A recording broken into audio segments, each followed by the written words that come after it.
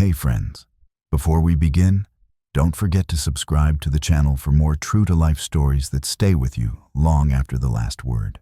The morning she left, the fog lay low over Lake Como, turning the water into dull silver.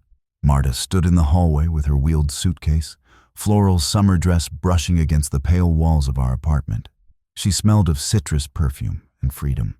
She kissed our son Leo on the forehead, careful not to touch the rigid muscles of his legs, as if paralysis were contagious. "Girls' trip," she said lightly, meeting my eyes only for a second. "Barcelona. I need air, Andreas. I need to feel like myself again." I nodded. I always nodded. 6 years of nodding had turned my neck stiff. Leo watched her go, his brown eyes following the click of her heels until the door closed. He didn't cry. He hadn't cried in years. At 14, he had learned early how useless tears were. "She won't come back soon," he said quietly. I wanted to argue. Instead, I pushed his wheelchair toward the window. Outside, tourists took photos of the mountains, unaware of the slow rot inside our home. Leo's paralysis came from a winter accident in the Alps, a family ski trip Marta had insisted on despite the storm warnings. The doctor had used words like irreversible and spinal trauma. Marta had screamed at him in the corridor while I held our son's hand, feeling my life split into before and after. In the years that followed, she changed, first subtly, then completely. She began staying late at her job in Milan, buying clothes she never wore at home, answering messages with her phone turned away from us. She blamed stress. She blamed me. She blamed Leo, though never directly. Those first days alone with my son were a return to routine I knew too well. Lifting, bathing, feeding, stretching his legs to keep the muscles from wasting completely. But something else crept in with the silence. Clarity. On the third night after I helped Leo into bed, I checked the shared bank account. A large withdrawal glowed on the screen. Barcelona, indeed, but not for a weekend.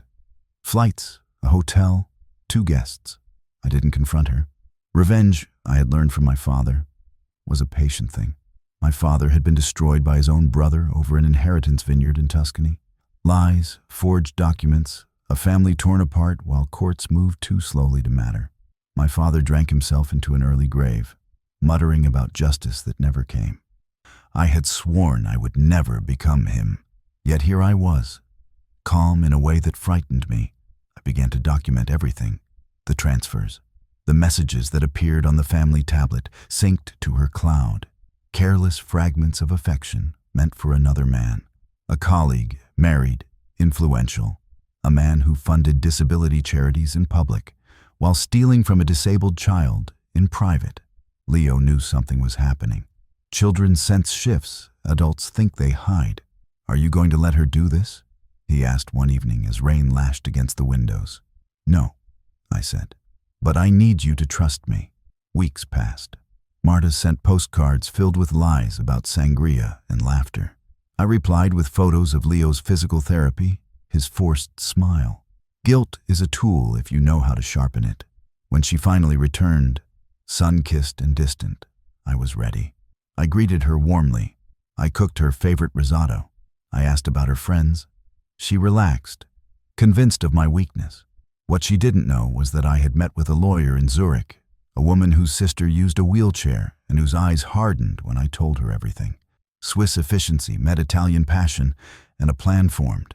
Clean, legal, devastating. Marta's lover's foundation was built on lies. Embezzlement, misused funds. Evidence I provided quietly, anonymously.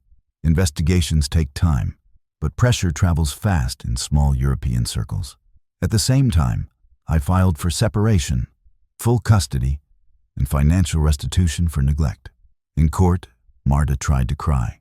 The judge watched Leo speak, slowly, painfully, about the nights his mother hadn't come home, about the trip she chose over him. The room went silent. The verdict stripped her of everything she valued: reputation, access, control. Her lover vanished before the trial ended, his public image in ruins. The night it was over, Leo and I sat by the lake. The fog had lifted. Lights shimmered across the water. "Do you feel better?" he asked me. I thought of my father, of vengeance and its cost. "I feel free," I said. But freedom isn't joy. That part we'll have to build. Leo smiled then, really smiled. Months later, after a risky surgery in Munich and endless rehabilitation, he stood for the first time with metal braces and my arms around him. Marta wasn't there. She sent a message. I never opened it.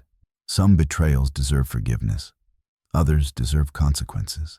And some families, broken by lies, find a way to stand again, not by forgetting the past, but by facing it without fear.